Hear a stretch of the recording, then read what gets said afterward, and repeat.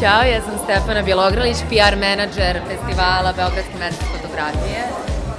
Ništa, danas 29. otvaramo festival koji će trajati 30 dana do 30. aprila. Moći ćete da vidite ceo program na našem sajtu festivala. Imamo od stranih i naš srpskih fotografa koji će izlagati svoje stvarenje ove godine.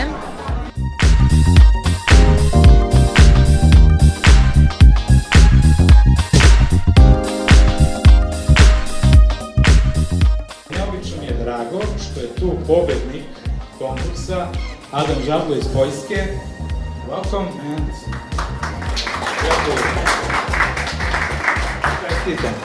My name is Adam Żablo.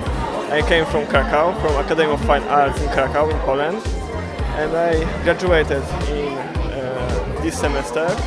I'm mastering in animated films, and my second subject was photography, what can seem like a very beautiful compositions is much more personal work. It's like work on my memory.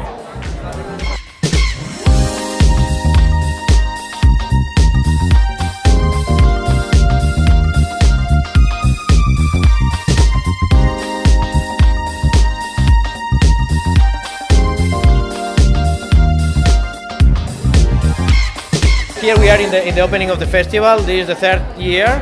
The third of a lot of them. We are very happy. We open again the festival with our New Talents exhibition. That is a contest that we are doing every year international, because we believe in the new photographers. We want to give chances and options to give visibility to them. This space, UK Parabrod, is perfect space for this kind of exhibition. We are very happy and thankful to them. And well, I hope that you enjoy. And until the end of April, you can go all around the city and to visit the different openings. We have 2 or 3 per day. Then please don't stop to visit photography.